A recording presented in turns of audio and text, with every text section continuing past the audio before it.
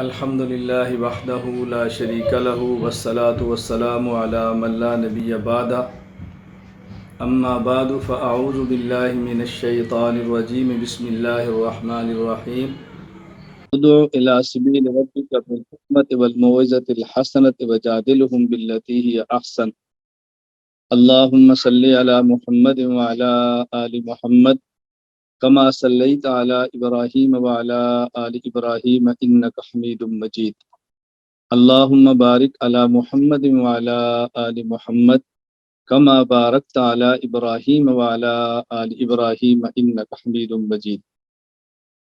گزشتہ سبق میں نے عرض کیا تھا مناظرہ کے حوالے سے مناظر کو 10 باتوں کا جاننا اور سمجھنا ضروری ہے۔ نمبر 1 تعریف علم مناظرہ، نمبر 2 موضوع علم مناظرہ، نمبر 3 غرض علم مناظرہ، نمبر 4 مناظرہ، نمبر 5 طریقہ مناظرہ، نمبر 6 ثبوت مناظرہ، 7 حکم مناظرہ، نمبر 8 آداب مناظرہ، نمبر 9 متعلقات مناظرہ، نمبر 10 اہمیت و حیثیت مناظرہ۔ یہ 10 باتیں جاننا اور سمجھنا ضروری ہے۔ ان میں سے تعریف علم مناظرہ، موضوع علم مناظرہ، غرض علم مناظرہ، مناظرہ، طریقہ مناظرہ، ان 5 چیزوں پر گزشتہ سبق میں بات ہو چکی ہے۔ آج گفتگو ہوگی نمبر 6 ثبوت مناظرہ۔ مناظرہ کا ثبوت کہاں سے ہے؟ قرآن کریم سے ہے، احادیث مبارکہ سے ہے، اسلاف سے ہے، ہمارے اکابرین سے ہے۔ تو یہ جاننا ضروری ہے، پھر اس کو سمجھنا بھی ضروری ہے کہ مناظرہ کا ثبوت کہاں سے۔ تو آج کی نشست میں سب سے پہلے آپ اس پر دلائل ملاحظہ فرمائیں۔ دلیل نمبر 1 قرآن کریم سورۃ البقرہ آیت نمبر 258۔ اعوذ باللہ من الشیطان الرجیم الم تر الی الذی حاج ابراہیم فی ربہ ان آتاہ اللہ الملک اذ قال ابراہیم ربی الذی یحیی ویمیت قال انا احیی وامیت قال ابراہیم فإن اللہ یأتی بالشمس من المشرق فأت بها من المغرب فبہت الذی کفر واللہ لا یہدی القوم الظالمین۔ حضرت ابراہیم علیہ السلام نے مشرکین کو توحید کی دعوت دی تو بادشاہ وقت نے ابراہیم علیہ السلام سے یہ کہا کہ آپ اللہ کی دعوت دیتے ہو، خدا کی دعوت دیتے ہو، ایک معبود کی بات کرتے ہو، میں بھی اللہ ہوں، معبود ہوں، خدا ہوں۔ اپنے اس خدا جس کی دعوت تم دیتے ہو اس کی دلیل کیا ہے؟ ابراہیم علیہ السلام نے فرمایا ربی الذی یحیی و یمیت، میرا رب وہ ہے جو زندہ بھی کرتا ہے اور مارتا بھی ہے۔ تو فوراً بادشاہ وقت نمرود کہنے لگا انا احیی و امیت، میں بھی مارتا ہوں، میں بھی زندہ کرتا ہوں، یہ صرف تو میرے اندر بھی ہے۔ اب 2 شخص ایسے جو قید میں ہیں یا بادشاہ کے پاس ہیں، ایک شخص کے لیے موت کا فیصلہ ہے، اس کو بری کر دیا جاتا ہے، اور ایک شخص کو بری کرنا ہے، اس کو موت دی جاتی ہے۔ بولو میں نے بھی زندہ کر دیا اور مار بھی دیا۔ حضرت ابراہیم علیہ السلام نے اپنی دلیل کا انداز اور رخ بدلا، دلیل نہیں بدلی، دلیل کا انداز بدلا، یعنی ایک اور طرز پر اس سے بات کی۔ فرمایا فإن اللہ یأتی بالشمس من المشرق فأت بها من المغرب، میرا رب اور اللہ تو وہ ہے جو سورج کو مشرق سے لے کر آتا ہے، طلوع کرتا ہے، تو مغرب سے لے آ۔ فبہت الذی کفر، یہاں پر وہ ناکام ہوا، حیران رہ گیا، ششتر رہ گیا اور مبہوت اور خاموش ہو گیا، اس سے جواب نہیں بن سکا۔ حضرت ابراہیم علیہ السلام کی دلیل کی بنیاد یہ تھی اللہ وہ ہے جو معدوم کو موجود کرتا ہے، کسی چیز کو عدم سے وجود میں لاتا ہے۔ تو اس کو سمجھایا کہ ربی الذی یحیی و یمیت، ایک انسان موجود نہیں ہوتا، اللہ تعالیٰ اس کو وجود دے دیتے ہیں، اور ایک موجود ہوتا ہے، اللہ اس کو موت دے کر ختم کر دیتے ہیں، موت دے کر دنیا سے اس کو لے جاتے ہیں۔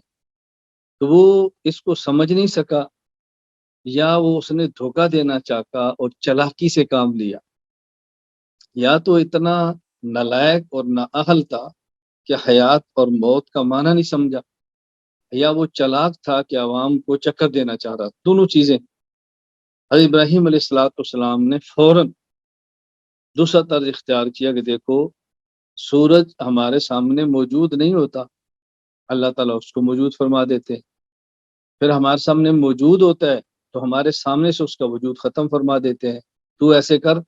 وہ نہیں کر سکا، لاچار ہو گیا۔ اب ابراہیم علیہ السلام نے جو دلیل دی اور اس پر غالب آئے، اس کے لیے قرآن کریم نے لفظ استعمال فرمایا حاجہ۔ یہ باب مفاعلہ ہے، فاعل یفاعل مفاعلتن، حاجہ یحاج محاجتن، اور باب مفاعلہ یہ جانبین سے ہوتا ہے، جانبین سے۔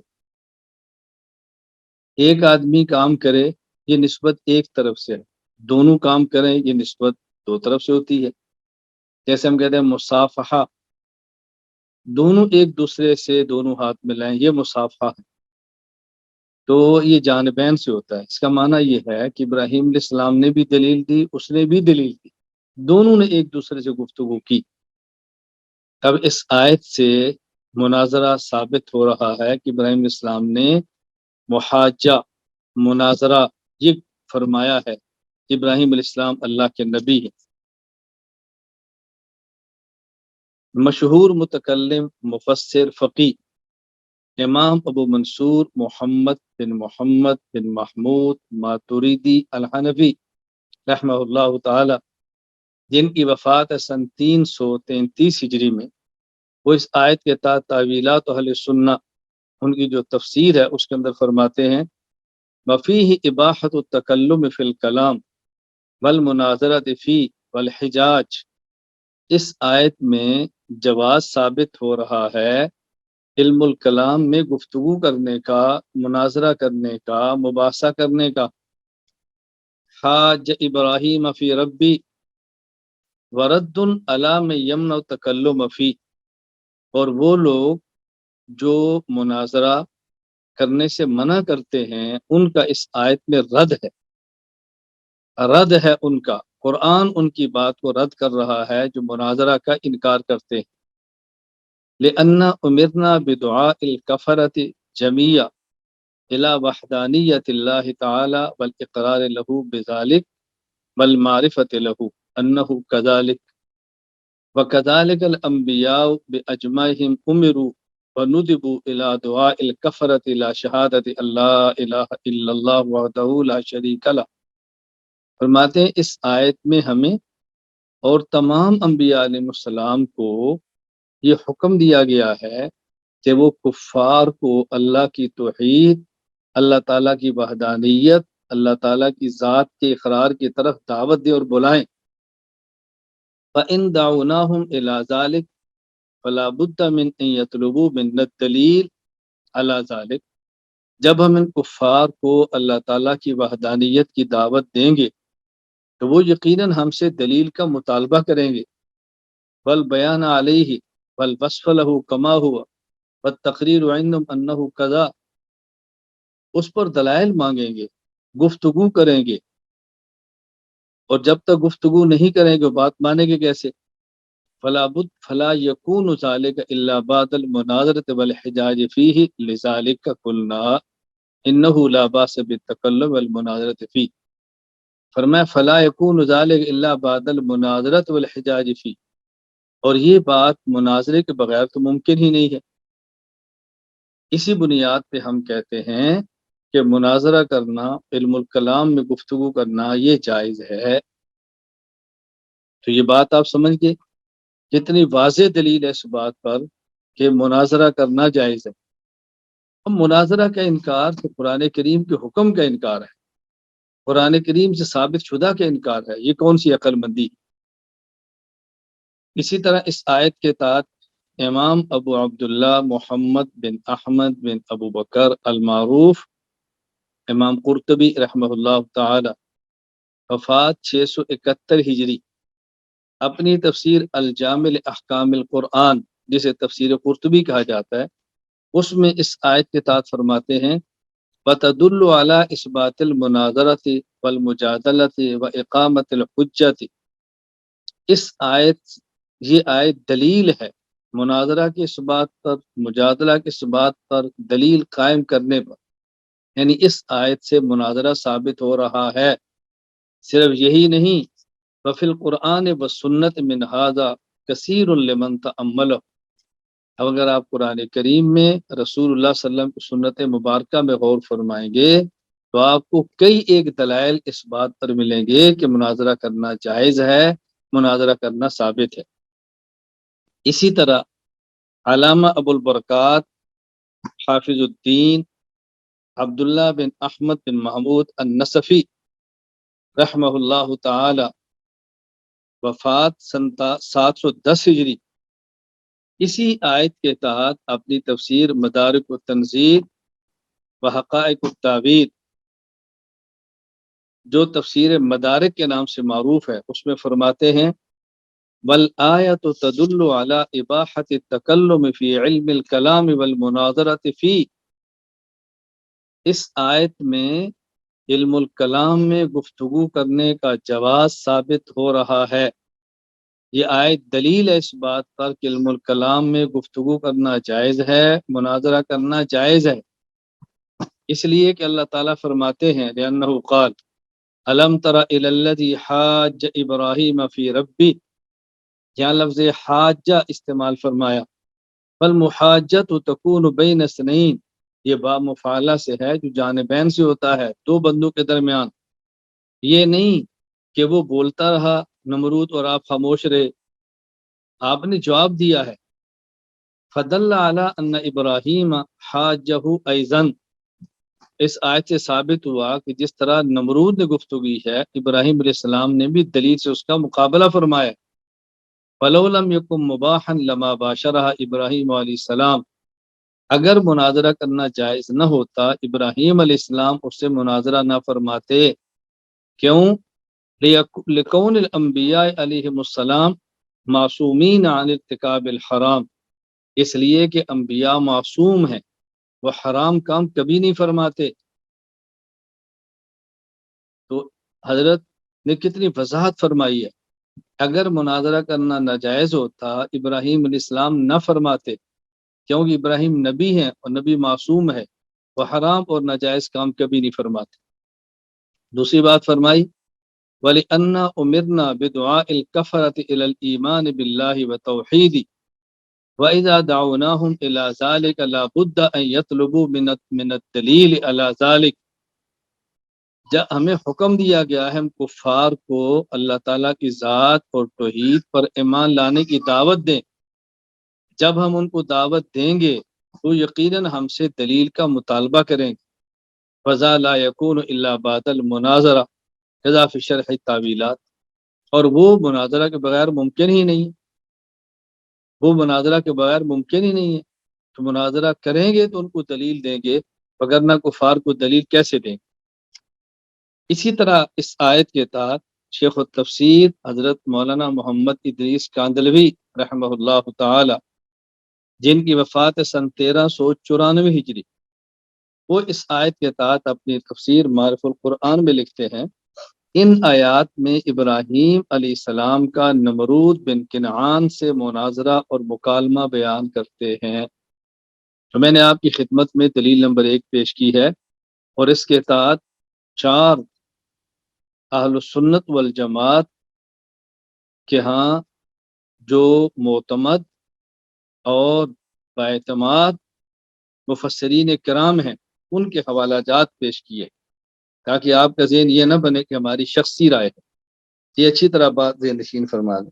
یہاں ایک بات بطور فائدہ کے ذہن نشین فرمائیں کہ معرف القرآن کے نام کی ایک تفسیر وہ ہے جو حضرت مولانا مفتی محمد شفیع رحمہ اللہ تعالی، مفتی دارالعلوم دیوبند اور تقسیم ہند کے بعد مفتی اعظم پاکستان ان کی ہے، وہ الگ ہے، اور ایک یہ تفسیر مالف القرآن مولانا محمد ادریس کاندلوی رحمہ اللہ کی، یہ الگ ہے۔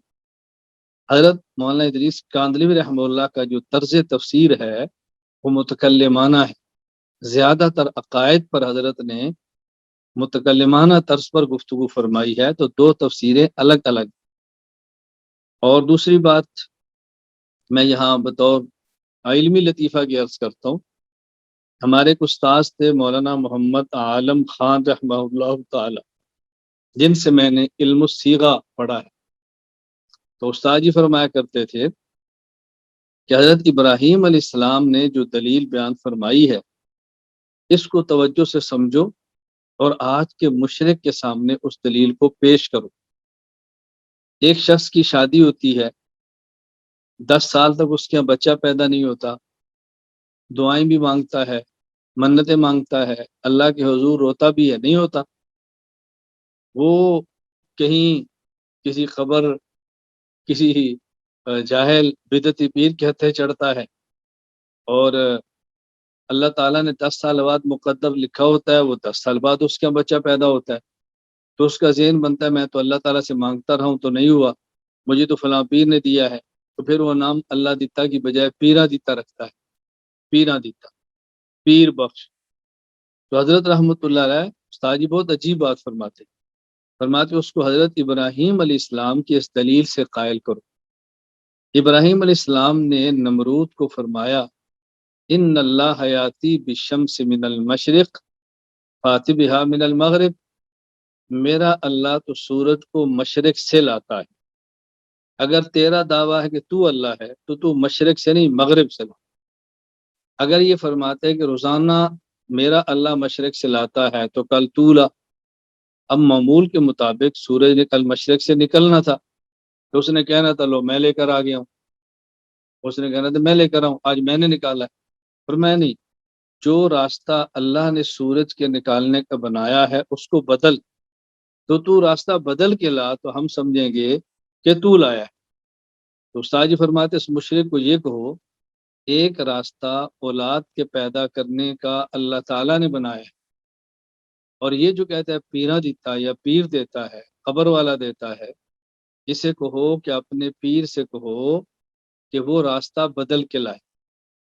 اگر 10 سال بھی بعد آیا اور اسی راستے سے آیا جو اللہ نے بنایا ہے تو یہ اللہ دیتا ہے، اور اگر راستہ بدل کے آیا تو پھر ہم کہیں گے اللہ نے نہیں، یہ پیرا دیتا ہے، پیر نے دیا ہے، تو راستہ بدل کے لا۔ تو استاد جی فرماتے جس طرح ابراہیم علیہ السلام نے نمرود کو دلیل سے پکڑا تھا، اسی طرح تم گفتگو کر کے آج کے مشرک سے پکڑو، وہ جی راستہ وہی ہو جو اللہ نے بنایا تو اللہ دیتا، اور راستہ بدل کے آئے تو پھر پیرا دیتا، راستہ بدل کے لاؤ، پھر دیکھو یہ مشرک کیا جواب دیتا۔ ثبوت مناظرہ پر دلیل نمبر 2، اعوذ باللہ من الشیطان الرجیم، ثمانیۃ ازواج من الضأن اثنین ومن المعز اثنین قل آذکرین حرم ام الانثیین ام اشتملت علیہ ارحام الانثیین نبئونی بعلم ان کنتم صادقین ومن الابل اثنین ومن البقر اثنین قل آذکرین حرم ام الانثیین ام اشتملت علیہ ارحام الانثیین۔ جانور اور مویشی اللہ تعالیٰ نے ان کے 8 جوڑے پیدا فرمائے، 2 نر اور 2 مادہ، ایک بھیڑ اور مینڈا، ایک بکری اور ایک بکرا۔ تو آپ ان سے پوچھو کیا اللہ تعالیٰ نے یہ دونوں نر حرام کیے ہیں یا دونوں مادہ حرام کیے ہیں، یا ہر اس بچے کو جو ان دونوں نسلوں کی مادہ کے پیٹ میں موجود ہے اسے حرام کیا ہے۔ اسی طرح اونٹ اور اونٹنی، گائے اور بیل، تو اللہ تعالیٰ نے اونٹ اور بیل حرام کیا ہے یا گائے اور اونٹنی حرام کی ہے، یا وہ بچہ جو اونٹنی اور گائے کے پیٹ میں اس کو حرام کیا ہے؟ بتاؤ کس چیز کو اللہ نے حرام کیا، ذرا وضاحت کرو۔ اب یہاں دیکھو نبی کریم صلی اللہ علیہ وسلم کو حکم ہو رہا ہے کہ آپ مشرکین سے دلیل کا مطالبہ کرو، آپ مشرکین سے دلیل کا مطالبہ کرو، مشرکین سے کہو، دلیل مانگو ان سے۔ اس آیت کے تحت مشہور مفسر محدث فقیہ ابو اللیث نصر بن محمد بن ابراہیم السمرقندی رحمہ اللہ تعالی، جن کی وفات سن 375 ہجری میں ہے، بحر العلوم جس کا معروف نام ہے تفسیر سمرقندی، اس میں تحریر فرماتے ہیں وفی حاضل آیت دلیل اثبات المناظرۃ فی العلم، اس آیت میں اس بات کی دلیل ہے کہ مناظرہ علم الکلام میں کرنا ثابت ہے، لأن اللہ تعالی امر النبی صلی اللہ علیہ وسلم بأن يناظرهم ويبين فساد قولهم، اللہ اپنے نبی کو فرما رہے ہیں کہ ان سے مناظرہ فرمائیں اور ان کی جو بات کا فساد ہے وہ ان کے سامنے کھول کے بیان فرمائیں کہ ان کی بات میں فساد کہاں پر ہے، غلط فہمی ان کو کہاں سے لگی ہے۔ امام ابو عبداللہ محمد بن احمد بن ابو بکر المعروف امام قرطبی رحمہ اللہ تعالی، وفات سن 671 ہجری، اپنی تفسیر الجامع احکام القرآن المعروف تفسیر قرطبی، اس میں اس آیت کے تحت فرماتے ہیں فدلت علی اثبات المناظرۃ فی العلم، اس آیت میں اس بات کا جواز ہے، یہ آیت اس بات پر دلیل ہے کہ علم الکلام میں مناظرہ کرنا جائز ہے اور ثابت ہے۔ کیوں؟ لأن اللہ تعالی امر نبیہ علیہ السلام بأن يناظرهم ويبين فساد قوله، اس لیے کہ اللہ تعالیٰ نے اپنے پیغمبر پاک صلی اللہ علیہ وسلم کو حکم دیا ہے کہ ان سے مناظرہ فرمائیں اور ان کے قول کا غلط ہونا واضح فرمائیں۔ دلیل نمبر 3، اعوذ باللہ من الشیطان الرجیم، ادع الى سبیل ربک بالحکمت والموعظۃ الحسنۃ وجادلہم باللتی ہی احسن ان ربک هو اعلم بمن ضل عن سبیلہ وہو اعلم بالمہتدین، اپنے رب کے راستہ کی طرف حکمت عمدہ باز کے ساتھ بلائیں اور ان سے بحث بھی کرو تو پسندیدہ طریقہ سے کرو، آپ کے رب کو خوب معلوم ہے کہ کون ان کے راستہ سے بہکا ہوا ہے اور خوب معلوم ہے کون ہدایت یافتہ ہے، اللہ خوب جانتے ہیں کون گمراہ ہے اور کون صحیح راستے پر ہے۔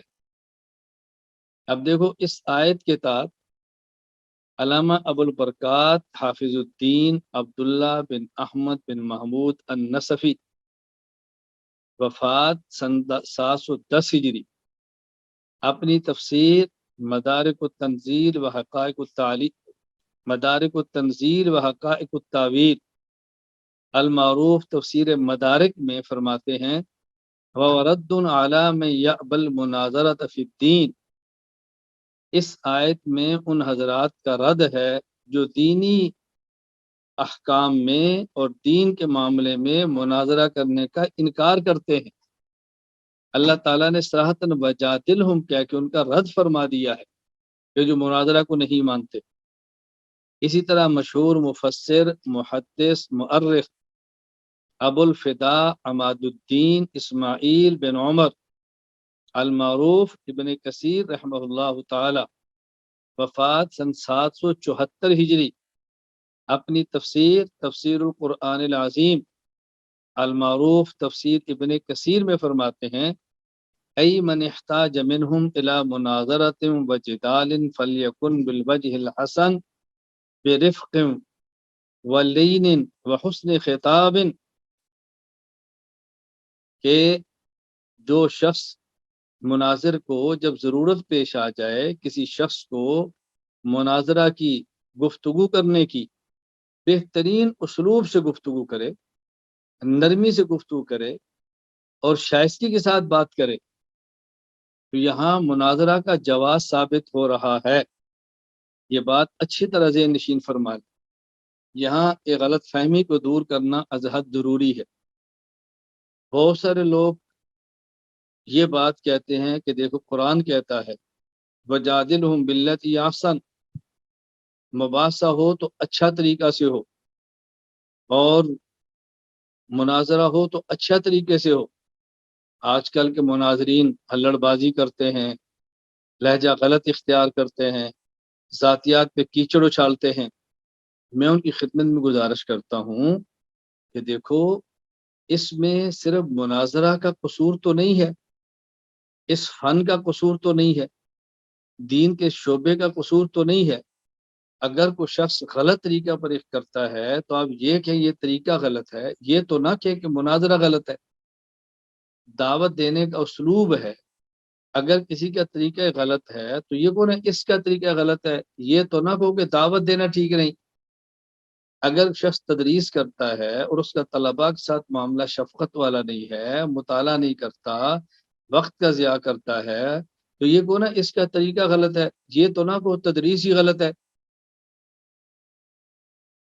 یہ تو نہ کہو تدریس ہی ثابت نہیں۔ اسلوب کا انکار کریں، اس کا حل کیا ہے؟ آپ صحیح طرح کر لیں، آپ صحیح رخ سے کر لیں۔ تو مناظرہ کا انکار تو نہ کریں نا، طرز کا انکار کریں، اور آپ میدان میں اتریں اور آپ صحیح بات کر لیں۔ تو جی لو میں صحیح طریقے پر کرتا ہوں، ٹھیک ہے آپ کریں، بہت اچھی بات ہے، اللہ مبارک فرمائے، میدان میں اتریں، انکار تو نہ کریں نا، یہ بات اچھی طرح ذہن نشین فرمائے۔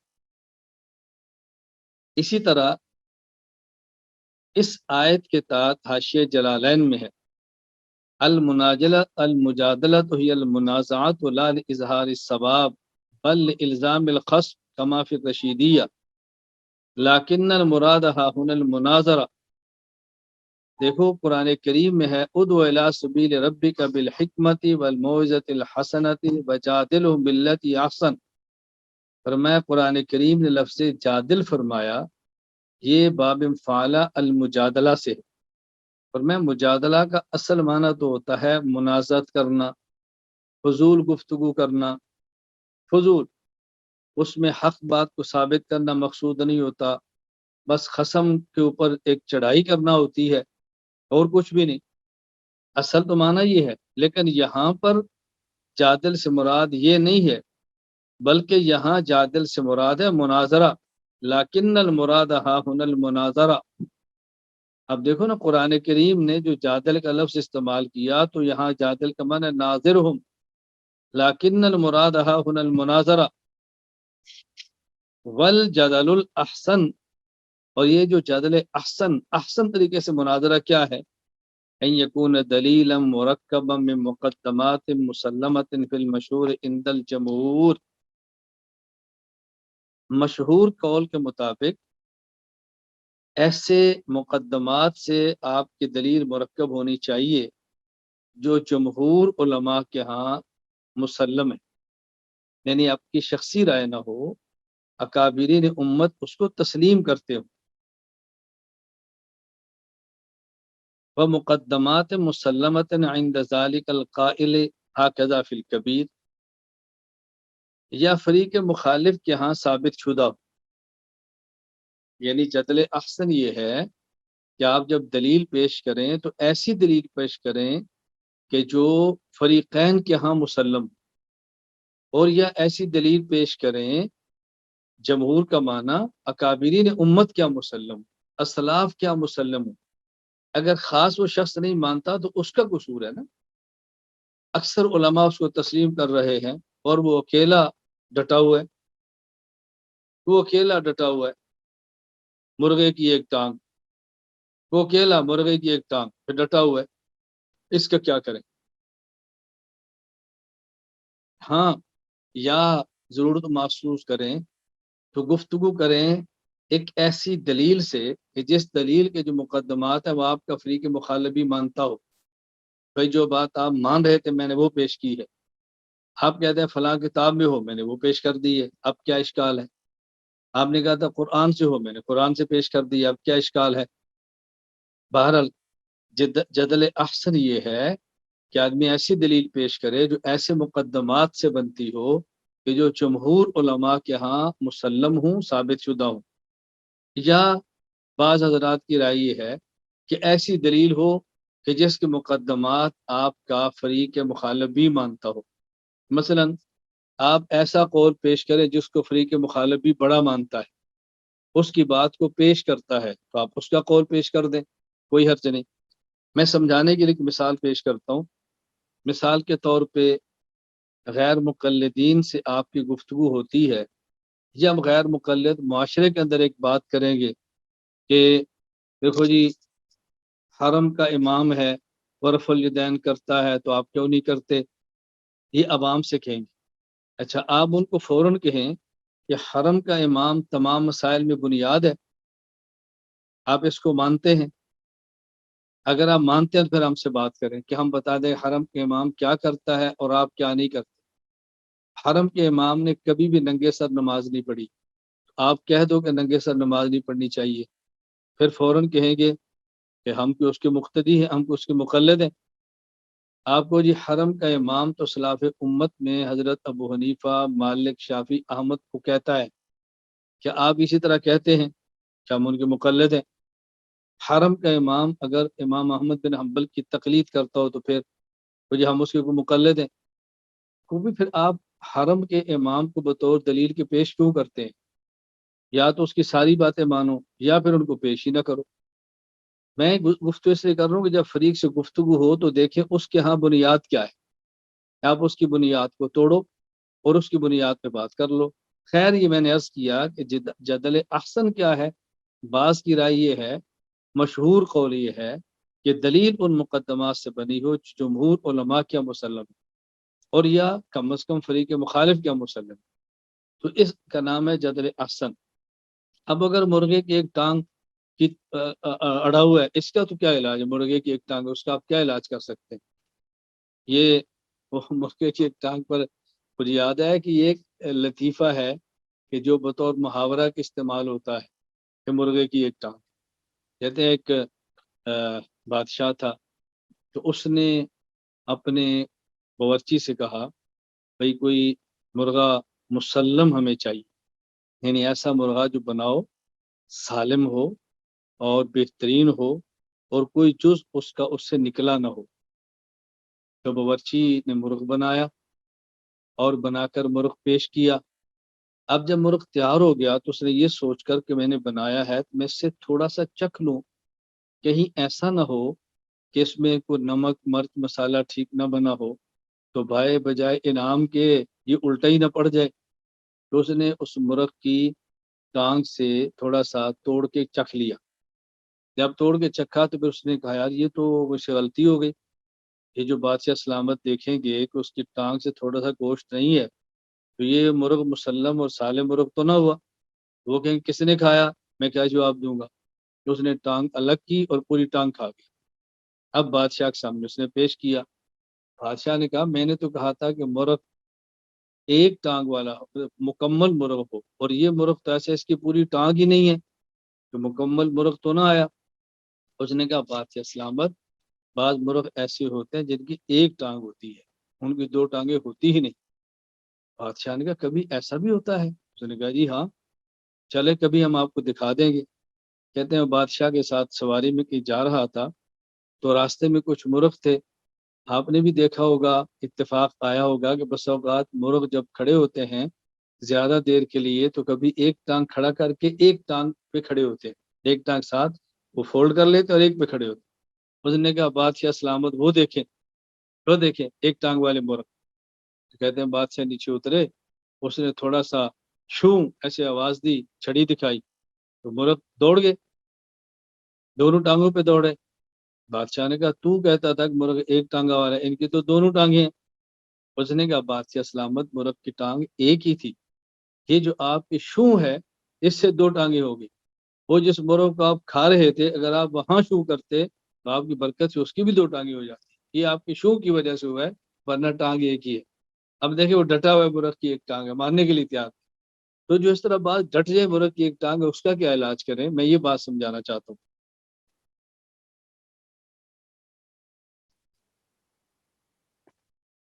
یہاں یہ بات اچھی طرح سمجھ لیں کہ یہ جو والجدل الاحسن ان یکون دلیل مرکب میں مقدمات مسلمت فی المشہور پر بات ہوئی ہے۔ مزید انشاءاللہ اس پر آگے بات ہوگی جا کر۔ یہاں ایک اصول یاد رکھ لیں کہ جب فریقین کے درمیان گفتگو ہو تو ہر فریق بطور دلیل صرف اس منسوب علیہ شخصیت کی عبارات کو پیش کرنے کا پابند ہوگا جن کی طرف یہ اپنی نسبت کرتا ہے۔ کیا مطلب؟ یعنی اگر فریقین کے درمیان گفتگو ہو اور فریقین ایسے ہوں جو ایک ہی نسبت رکھنے والے ہوں، تو پھر ان سے بات طے کروا لیں کہ اب بطور دلیل کے اسی شخصیت کو پیش کریں گے جس کی طرح ہماری نسبت ہے۔ مثلا دو شخص ہیں، وہ دونوں خود کو دیوبندی کہتے ہیں، اب کسی مسئلے پر ان کا اختلاف ہو جاتا ہے، ایک کہتا ہے میری دلیل یہ ہے، ایک کہتا ہے میری دلیل یہ ہے۔ اسے کہا جائے بھئی یہ بتاؤ کہ آپ خود کو دیوبندی کیوں کہتے ہیں؟ وہ کہتا ہے میں اس لیے خود کو دیوبندی کہتا ہوں کہ میں اکابرین دیوبند کو اپنا رہبر و رہنما مانتا ہوں۔ اچھا یہ بتائیں کہ اکابرین دیوبند کے نظریات قرآن کریم سنت و اجماع کے خلاف ہے؟ کہتا ہے نہیں۔ تو جب دونوں فریق اس بات پر متفق ہیں کہ ہم خود کو دیوبندی اس لیے کہتے ہیں کہ ہمارے اکابر کے عقائد و نظریات قرآن و سنت کے مطابق ہیں، تو اب اختلاف اس بات پر ہے کہ اکابرین کا عقیدہ کیا ہے۔ ایک کہتا ہے یہ ہے، دوسرا کہتا ہے یہ ہے۔ تو اب ان سے کہا جائے کہ تم اس عقیدے کے اس بات پر قرآن یا حدیث پاک نہ پیش کرو، بلکہ اکابرین دیوبند کی رائے پیش کرو کہ وہ کیا کہتے ہیں۔ یا تو بات کہہ دو کہ اکابرین کی رائے قرآن و سنت سے متصادم ہے، میں خود کو دیوبندی نہیں کہتا، ٹھیک ہے، براہ راست قرآن کو پیش کرو، حدیث پیش کرو، اجماع پیش کرو، قیاس پیش کرو۔ لیکن جب آپ ایک نسبت کو مانتے ہیں تو پھر اسی کا خیال کر کے آپ اس کو پیش کریں نا۔ میں ایک اور بات کہتا ہوں، جس طرح ہمارے ہاں دیوبندی اور بریلوی یہ دو قسمیں چل رہی، دیوبندی کہتے ہیں میں حنفی ہوں، بریلوی کہتے ہیں میں حنفی ہوں۔ تو جب یہ دونوں خود کو حنفی کہتے ہیں، اب اگر ان کا کسی مسئلے پر مناظرہ ہو تب ان کو چاہیے کہ اکابر احناف کا مفتہ بھی قول پیش کرے۔ بھائی احناف کا مفتہ بھی قول یہ ہے، مثلا بحث ہو جاتی ہے انگوٹھے چومنے پر، بحث ہو جاتی ہے دعا بعد الجنازہ پر، بحث ہو جاتی ہے 11ویں پر، تو بھی اب احناف کا جو مفتہ بھی قول ہے وہ پیش کرے۔ جب میں خود کو حنفی کہتا ہوں تو اس کا معنی ہے کہ احناف کے مفتہ بھی قول کو ادلہ شریعہ کے مطابق مانتا ہوں۔ جب دوسرا فریق خود کو حنفی کہتا ہے تو اس کا معنی وہ احناف کے مفتہ بھی قول کو ادلہ شریعہ کے مطابق مانتا ہے۔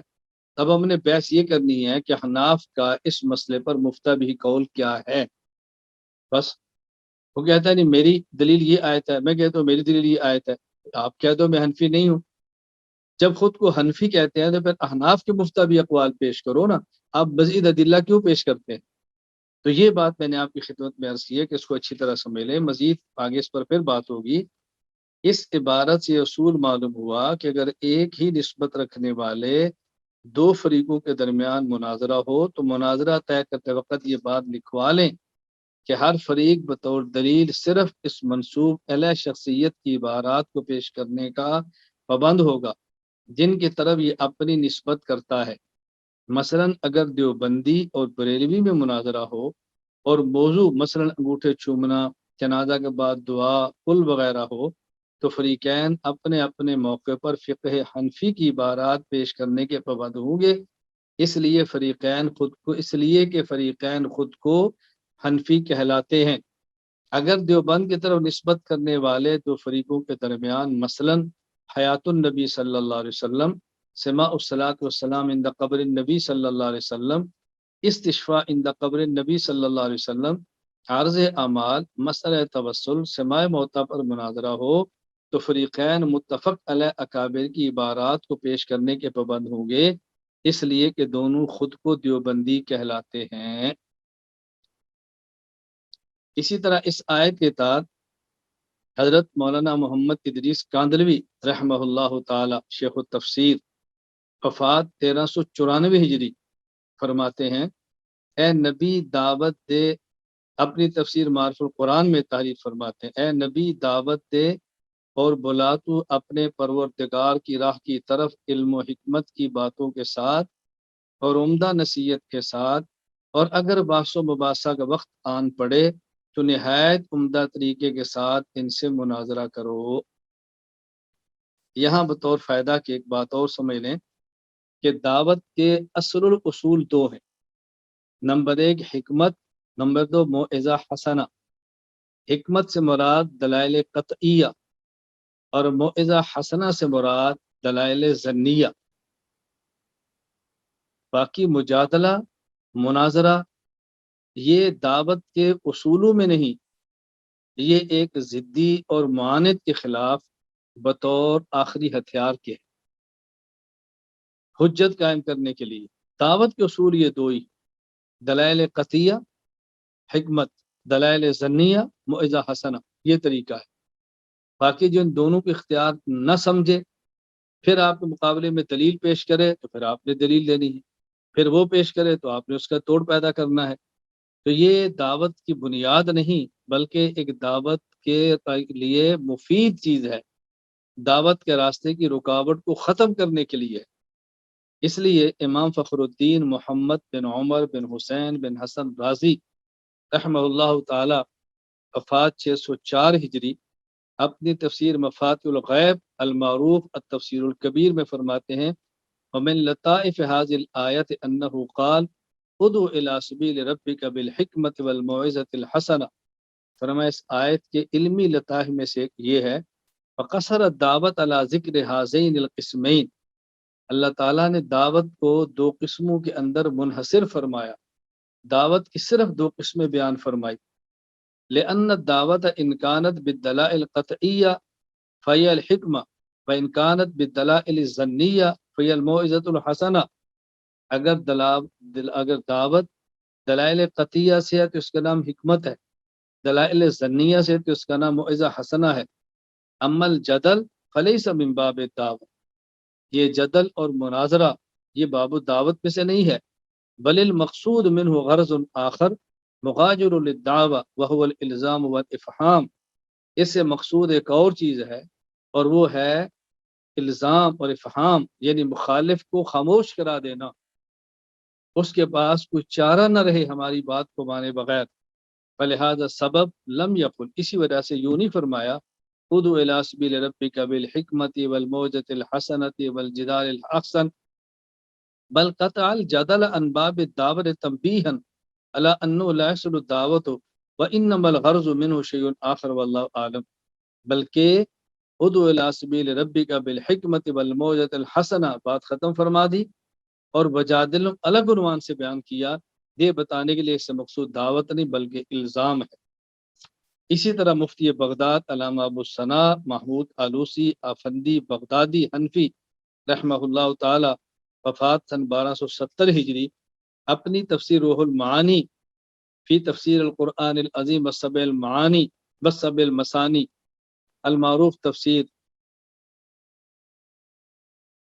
آلوسی رحمہ اللہ تعالی، اس کے اندر ارشاد فرماتے ہیں انما لم یقل ادعو الی سبیل ربک بالحکمت والموعظۃ والجدال الاحسن لما ان الجدال لیس من باب الدعوہ بل المقصود منه غرض آخر مغایر لها وهو الالزام والافہام، کہ اللہ تعالیٰ نے ادعو الی سبیل ربک بالحکمت والموعظۃ الحسنۃ والجدال الاحسن نہیں فرمایا، بلکہ ادعو الی سبیل ربک بالحکمت والموعظۃ الحسنہ فرمایا اور جادلوں کو الگ بیان فرمایا، یہ سمجھانے کے لیے کہ اس سے مقصود دعوت نہیں بلکہ مخالف کو خاموش کرانا ہے، جسے ہم کہتے ہیں اس کی بولتی بند کرنا ہے، اس کو اپنی علمی اوقات دکھانا ہے کہ اس کی اوقات کیا ہے۔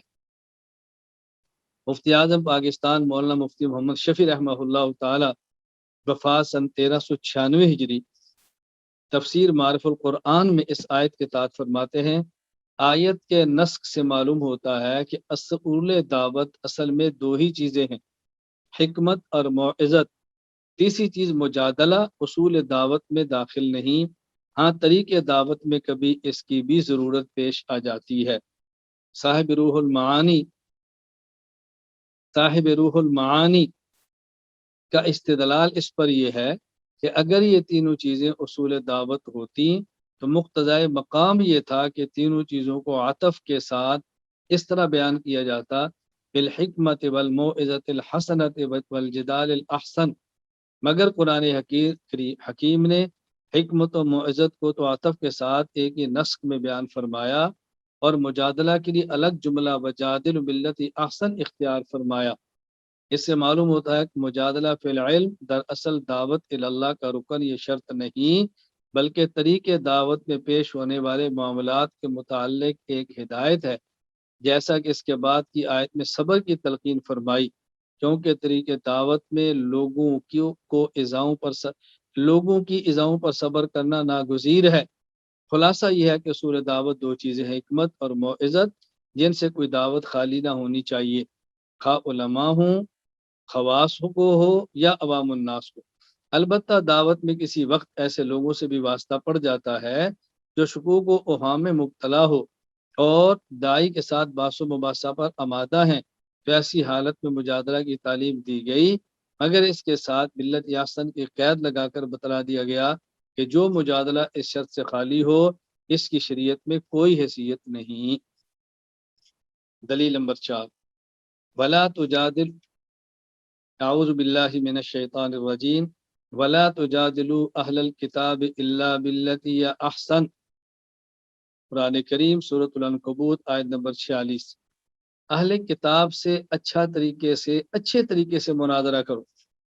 اس آیت کے تحت علامہ ابو البرکات حافظ الدین عبداللہ بن احمد بن محمود النصفی رحمہ اللہ تعالی وفات 710 ہجری، اس آیت کے تحت مدارک التنزیل و حقائق التعبیل المعروف تفسیر المدارک میں فرماتے ہیں، والآیت تدل علی جواز المناظرۃ مع الکفرۃ فی الدین وعلی جواز تعلم علم الکلام الذی بہ تتحقق المجادلہ۔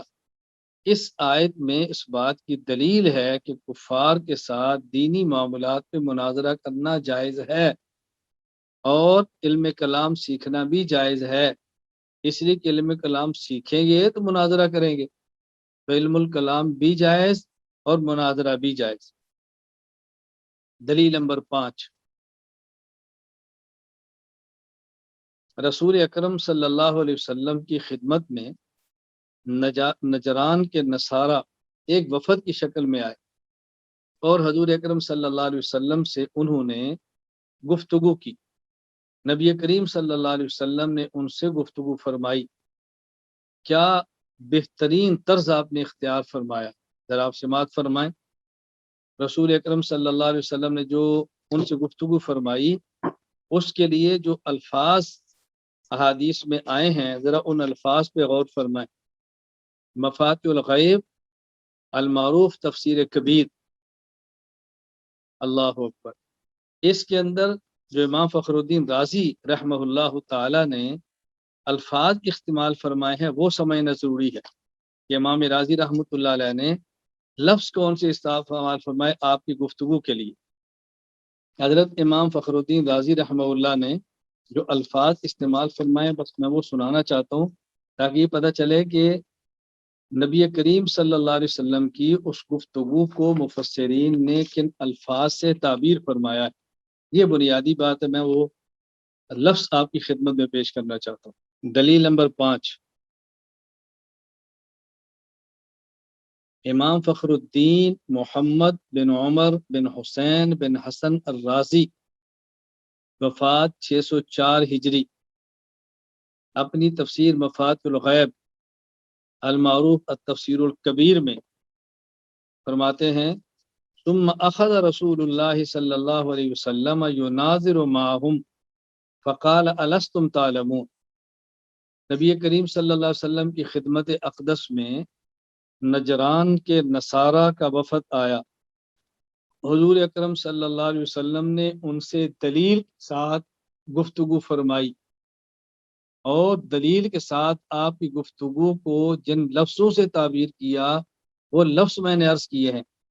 امام راضی فرماتے ہیں، ثم اخذ رسول اللہ صلی اللہ علیہ وسلم یناظر معہم، نبی کریم صلی اللہ علیہ وسلم نے ان سے مناظرہ فرمانا شروع کیا، آپ نے مناظرہ فرمایا، یعنی رسول صلی اللہ علیہ وسلم کی جو ان سے گفتگو ہے اس گفتگو کے لیے لفظ مناظرہ، یہ امام فخر الدین رازی کی رائے پیش ہو رہی ہے، ہماری شخصی رائے نہیں۔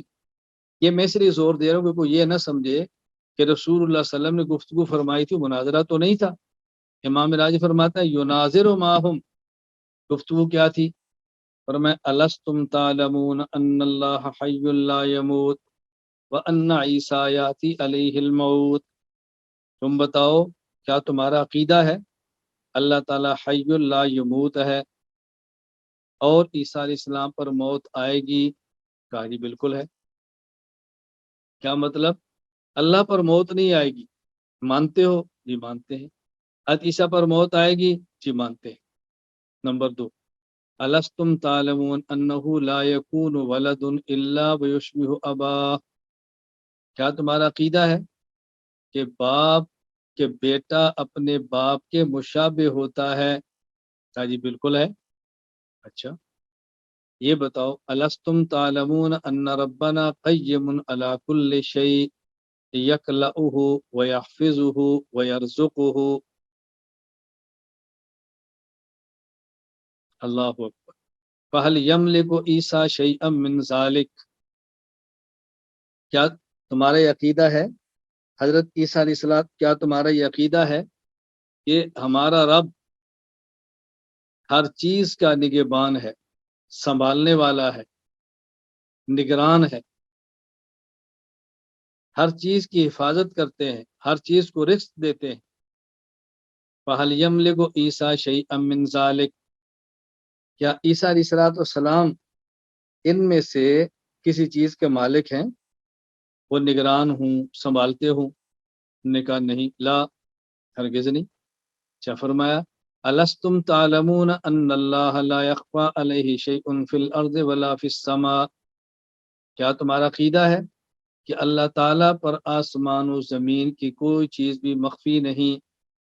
قال یعلم عیسیٰ شیئا من ذلک الا ما علم، کیا عیسیٰ علیہ السلام کو جب تک نہ بتایا جائے ان کو بھی علم ہوتا ہے ان چیزوں کا؟ کہا جی نہیں، اتنا ہی ہوتا ہے جتنا دیا جائے علم؟ کہا جی بالکل۔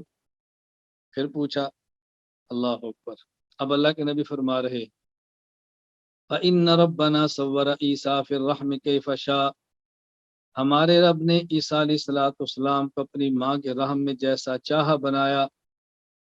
فَهَلْ تَعْلَمُونَ أَنَّ رَبَّنَا لَا يَأْكُلُ الطَّعَامَ وَلَا يَشْرَبُ الشَّرَابَ وَلَا يَحْدُثُ الْحَدَثَ، کیا تمہارا عقیدہ ہے کہ ہمارا رب نہ کھاتا ہے کھانا، نہ پیتا ہے پینا، نہ ہی ان کو تبھی کوئی تقاضا ہوتا ہے حاجت؟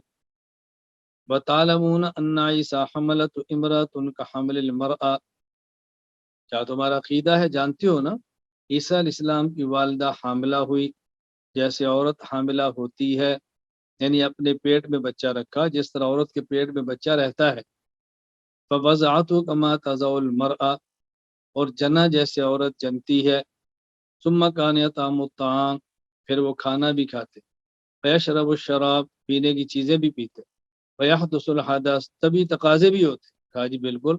فقال صلی اللہ علیہ وسلم فَكَيْفَ يَكُونُ كَمَا زَعَمْتُمْ، اس کے باوجود بھی تم عیسیٰ علیہ السلام کو خدا کہتے ہو، کیسے ہو سکتا ہے؟ اب اس کا ان کے پاس کوئی جواب موجود نہیں تھا سوائے خاموشی کے، سوائے خاموشی کے کوئی جواب موجود نہیں تھا۔ حضرت امام راضی کیا فرماتے ہیں، وَعْلَمْ أَنَّ هَذِهِ الرِّوَایَةَ دَالَّةٌ عَلَىٰ أَنَّ الْمُنَاظَرَةَ فِي تَقْرِيرِ الدِّینِ وَإِزَالَةِ الشُّبُہَاتِ، اللہ اکبر، حرفۃ الانبیاء علیہم الصلاۃ والسلام، سبحان اللہ۔ وَعْلَمْ أَنَّ هَذِهِ الرِّوَایَةَ دالۃ علی ان المناظرۃ فی تقریر الدین وازالۃ الشبہات حرفۃ الانبیاء علیہم الصلاۃ والسلام، یقین کریں مجھے تو لطف آتا ہے، جی چاہتا ہے میں اس کو بار بار پڑھوں، بار بار پڑھوں۔ وعلم ان هذه الروایت دالۃ علی ان المناظرۃ فی تقریر الدین وازالۃ الشبہات حرفۃ الانبیاء علیہم الصلاۃ والسلام، فرمایا یقین کر لو یہ روایت اس بات کی واضح دلیل ہے، دینی عقائد کے اس بات کے لیے، شبہات کے جوابات دینے کے لیے مناظرہ کرنا حضرات انبیاء کرام علیہم السلام کا طریقہ ہے۔ اللہ اکبر، نہیں کر سکتے تو ہم اپنی نالائکی کا اعتراف کریں، مناظرہ کا رد نہ کریں، کہاں سے آ گیا مناظرہ، رد نہ کریں، انبیاء علیہ السلام کا طریقہ ہے۔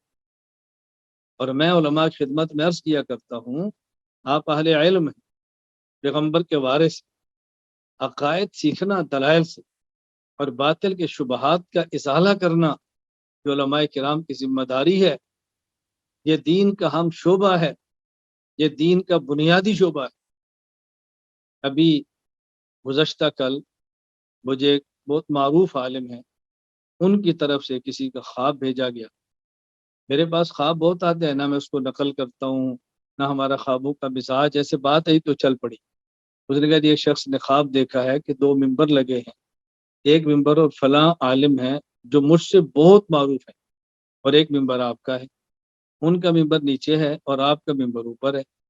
تو شخص کہتا ہے مجھے بہت تعجب ہوا، جو عالم معروف ہے ان کا حلقہ بڑا ہے، ان کا ممبر نیچے، اور مولانا کا حلقہ چھوٹا ہے، ان کا ممبر اوپر کیوں ہے؟ میں نے کہا جو بظاہر مجھے وجہ سمجھ آتی وہ یہی ہے کہ ہمارا کام عقائد کا ہے جو سب سے اہم اور افضل ہے، اور ان کا کام عقائد کا نہیں ہے۔ ان کے کام میں مشکلات نہیں ہیں، ہمارے کام میں مشکلات ہیں۔ اس کام میں الزامات کم ہیں، اس میں الزامات بہت ہیں، جو امت کو توڑ رہے ہیں، یہ یوں کر رہے ہیں، یہ یوں کر رہے ہیں، اور اس کے باوجود بھی ہم اعتدال سے لگے ہیں۔ بظاہر مجھے یہ تعبیر سمجھ آتی ہے کہ اس کو اللہ تعالیٰ نے اس کو یعنی خواب کے ذریعے یہ بات سامنے آئی ہے۔ مجھے مولانا ارشاد فرمانے لگے کہ میرے ہاں بھی تعبیر تو یہی تھی، لیکن میں نے مناسب سمجھا کہ آپ سے پوچھوں۔ میں کئی بار گزارش کیا کرتا ہوں کہ خوابوں کے معاملے میں اکثر کہتا ہوں کہ خوابوں پر کام کی بنیاد نہیں رکھنی، ہم نے کام کی دلائل کی بنیاد پر رکھنی ہے۔ یہ مبشرات ہے، کسی کو آ گئے تو ٹھیک ہے، نہیں ہو تو ٹھیک ہے، یہ ہمارے کام کی بنیاد نہیں ہے۔ اس کو اچھی طرح ذہن نشین فرما لے، اچھی طرح ذہن نشین فرما لے۔ دلائل اور کتابوں پر کام کرنا ہے، خیالوں اور خوابوں پر بنیاد بنا کر کام نہیں کرنا۔ خوابیں تو آتی ہی رہتی ہیں، آج آ گئی، کل آ گئی، کبھی اچھی آ گئی، کبھی بری آ گئی، کبھی کسی نے تعبیر کچھ سمجھی، کسی نے کچھ سمجھی۔ اللہ اکبر۔ وَأَنَّ مَذْهَبَ الْحَشَوِيَّةِ فِي إِنْكَارِ الْبَعْثِ وَالنَّشْرِ باطل قطعا۔ امام راضی کیا فرماتے ہیں؟ فرماتے ہیں کہ مناظرہ کا انکار کرنا یہ باطل نظریہ ہے، اور یہ نظریہ حشویہ کا ہے۔ یہ حشویہ فرقہ مجسمہ کا ایک شاخ ہے۔ حشویہ کہتے ہیں فضول، لغو اور گھٹیا چیز کو۔ کیونکہ ان کا نظریہ بہت گھٹیا قسم کا تھا تو اس کو علماء نے نام حشویہ رکھ دیا۔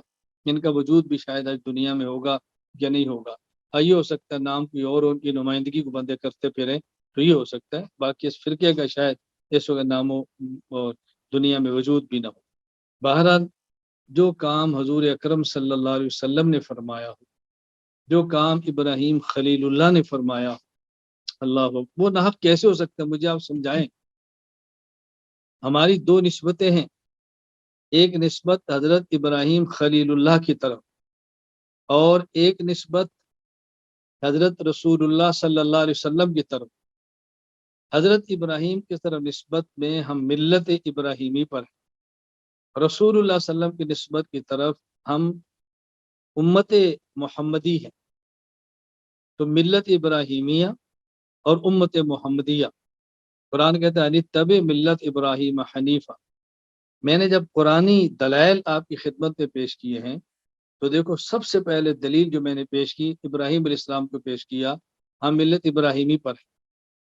اور یہ جو میں دلیل پیش کیا رسول اکرم صلی اللہ علیہ وسلم کی ذات کو پیش کیا ہے، ہم امت محمدیہ ہیں۔ ملت ابراہیمی کا بھی تقاضا یہ ہے عقائد کو دلائل سے پیش کیا جائے، شبہات کو رد کیا جائے، اور امت محمدی کا تقاضا بھی یہ ہے دلائل کو عقائد سے پیش کیا جائے اور شبہات کو دلائل سے رد کیا جائے، اور یہ مناظرہ کے بغیر نہیں ہوتا۔ اس لیے کسی میں ہمت ہے، طاقت ہے، دل ہے، گردہ ہے، وہ اس میدان کو سنبھالے، اور کوئی کمزور ہے، دلائل نہیں ہے، دلائل کی کمزوری ہے، دماغ چھوٹا ہے، زبان فصیح نہیں ہے، کوئی اس کی الجھن ہے، تو اس کو چاہیے انکار نہ کرے، مدح کرے۔ یہ کہ ابھی میں نہیں کر سکتا فلاں کرتے ہیں، میں نہیں کر سکتا فلاں کرتا ہے۔ اللہ تعالی ہم سب کو دین کے تمام شعبوں کے لیے معاون بنائے، اللہ تعالیٰ ہمیں دین کے تمام شعبوں کے لیے معاون بنائے، اللہ ہمیں فریق نہ بنائے، اللہ ہمیں رفیق بنائے۔ یہ باتیں اللہ تعالیٰ ہم سب کو سمجھنے کی توفیق عطا فرمائے کہ ہم نے اسی طرح آگے چلنا ہے، بات اچھی طرح ذہن نشین فرمائے، الجھن پیدا نہیں ہونی چاہیے۔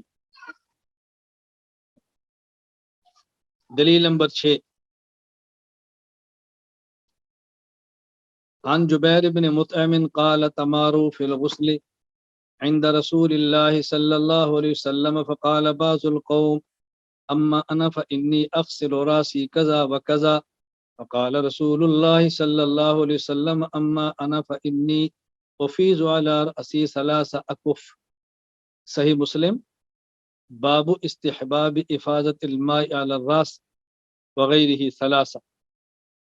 حضرت جبیر بن مطعم رضی اللہ عنہ فرماتے ہیں صحابہ کرام کی آپس میں بحث چل پڑی رسول اللہ صلی اللہ علیہ وسلم کی موجودگی میں کہ سر میں کتنی مقدار پانی ڈالنا چاہیے، کتنی مقدار سے سر دھونا چاہیے، یہ بحث ہوتی رہی آپس میں تمارو. تو رسول اکرم صلی اللہ علیہ وسلم فرمانے لگے اما انا، میں تو اپنے سر پر پانی ڈالتا ہوں اور 3 بار ڈالتا ہوں. اللہ اکبر. حضرت امام محی الدین ابو زکریہ یحییٰ بن شرف النووی رحمہ اللہ، وفات 676 ہجری، شرح سے مسلم نووی میں حدیث کے ساتھ فرماتے ہیں وفیہ جواز المناظرۃ والمباحثۃ فی العلم وفیہ جواز مناظرۃ المفضولین بحضرۃ الفاضل ومناظرۃ الاصحاب بحضرۃ امامہم وکبیرہم. اللہ. فرمائے سے 2 باتیں ثابت ہو رہی ہیں. نمبر 1، علم الکلام اور عقائد میں علمی مناظرہ اور مباحثہ کرنا جائز ہے. نمبر 2، بڑے کی موجودگی میں چھوٹے مناظرہ کریں یہ بھی جائز ہے. ادنا مقام و مرتبہ والا بڑے اور اعلیٰ مرتبہ والے کی موجودگی مناظرہ کر سکتا ہے. اللہ اکبر. یہ بھی جائز، مناظرہ بھی جائز ہے اور بڑے کی موجودگی میں چھوٹا کرے یہ بھی جائز، دونوں جائز. یہ حضرت اللہ اکبر امام نووی رحمہ اللہ فرماتے ہیں.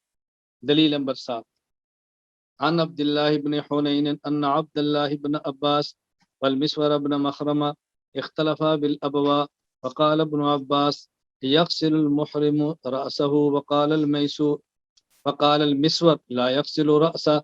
قال فأرسلني ابن عباس إلى أبي أيوب الأنصاري رضي الله عنه وجدته يغتسل بين القرنين وهو يستر بثوب فسلمت عليه فقال من هذا فقلت أنا عبد الله بن حنين أرسلني إليك ابن عباس يسألك كيف كان رسول الله صلى الله عليه وسلم يغسل رأسه ومحرم.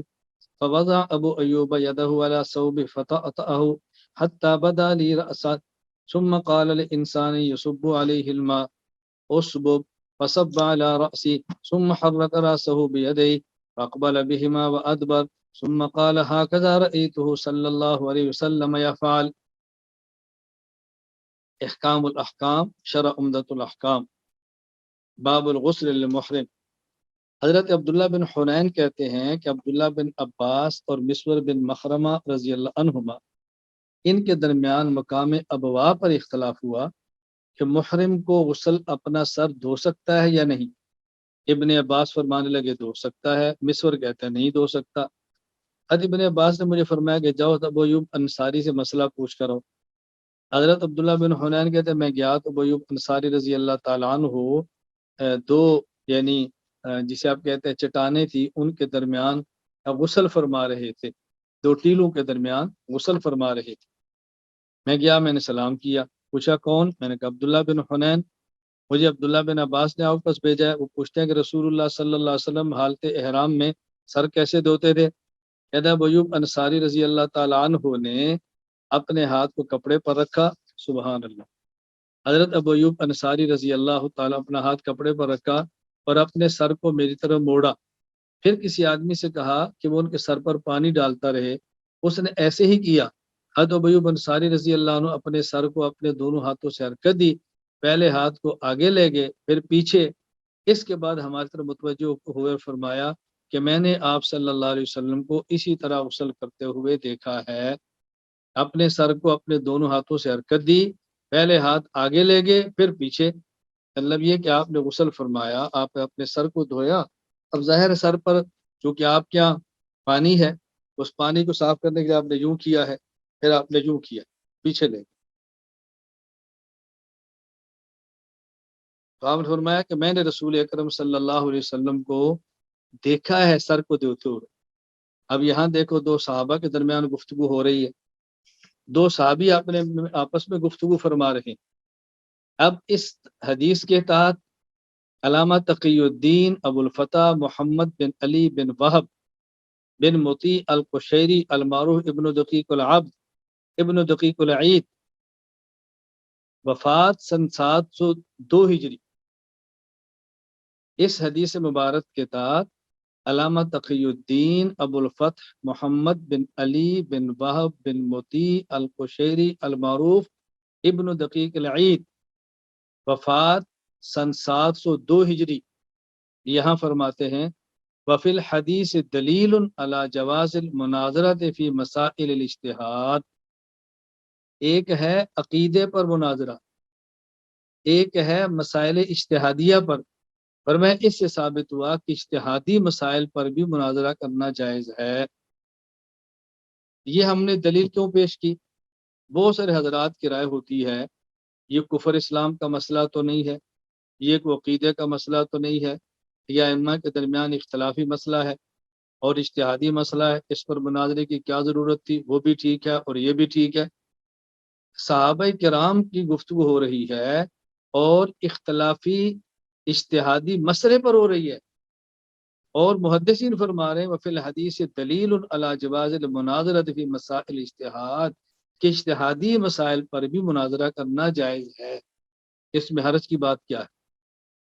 دلیل نمبر 8، امام ابو بکر احمد بن علی الخطیب بغدادی رحمہ اللہ تعالی، وفات سن 463 ہجری، فرماتے ہیں وقد روی عن عمر بن الخطاب وعلی بن ابی طالب وغیرہما من الصحابۃ رضی اللہ عنہم انہم تکلموا فی احکام الحوادث قبل نزولها وتناظروا فی علم الفرائض، اللہ اکبر، وتناظروا فی علم الفرائض والمواريث، وتبعهم على هذه السبيل التابعون ومن بعدهم من فقهاء الامصار، فكان ذلك اجماعا منهم على انه جائز غیر مکروہ ومباح غیر محظور۔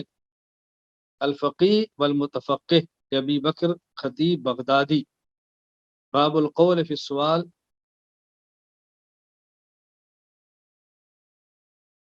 اللہ اکبر، کتنی عجیب بات فرمائی ہے۔ حضرت خطیب بغدادی فرماتے ہیں کہ عمر بن خطاب، علی بن ابی طالب اور دیگر صحابہ کرام رضی اللہ عنہم اجمعین سے یہ بات ثابت ہے، ان سے منقول ہے کہ جدید مسائل کے بارے حکم نازل ہونے سے پہلے بھی کلام کرتے۔ ان حضرات نے مسائل میراث کے مسائل میں آپس میں مناظرے فرمائے۔ لفظ دیکھیں، وَتَنَاظَرُوا فِي عِلْمِ الْفَرَائِض، مناظرے فرمائے علم المراث میں۔ پھر حضرات تابعین نے فرمائے، پھر بعد کے فقہاء نے فرمائے، صحابہ کرام کے نقش قدم پر چلتے ہوئے صحابہ کرام نے، تابعین نے اور بعد کے فقہاء نے مناظرے فرمائے۔ کس میں؟ اللہ اکبر، میراث کے مسائل میں بھی، عام احکام النوازل میں بھی، اور اجتہادی مسائل میں بھی۔ اب حضرت کی رائے سنے، خطیب بغدادی کیا فرماتے ہیں؟ فَكَانَ ذَلِكَ إِجْمَاعًا مِّنْهُمْ عَلَىٰ أَنَّهُ جَائِزٌ۔ اس سے معلوم ہوا کہ مناظرہ کے جواز پر امت کا اجماع ہے۔ اب بھی اگر کوئی شخص اس کا انکار کرے اور تردید کرے سوائے ضد کے، اس کو اور ہم کیا کہہ سکتے ہیں؟ ہمارا مقصد اس وقت کسی شخص، کسی فریق، کسی طبقہ کی تردید نہیں ہے، ہم اپنا موقع پیش کر رہے ہیں کہ مناظرہ کرنا جائز ہے۔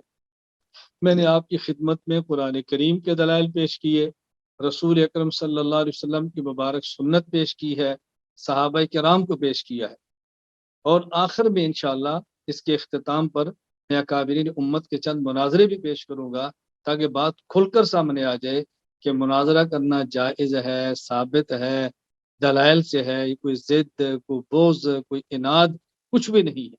اللہ تعالی ہم سب کو دین پر مکمل اور کامل اللہ عمل کرنے کی توفیق عطا فرمائے۔ اللہ تعالی ہم سب سے راضی ہو جائے، اللہ ہمیں دین کی خدمت کے لیے قبول فرمائے، اس کو اچھی طرح ذہن نشین فرما لے۔ یہ آخر میں جو حوالہ پیش کیا ہے، الفقی والمتفقہ لابی بکر خطیب بغدادی، باب القول فی سوال عن الحادثۃ والکلام، اس کو ذہن نشین فرما لیں۔ اللہ مجھے اور آپ سب کو عمل کی توفیق عطا فرمائے۔ وآخر دعوانا ان الحمد للہ رب العالمین۔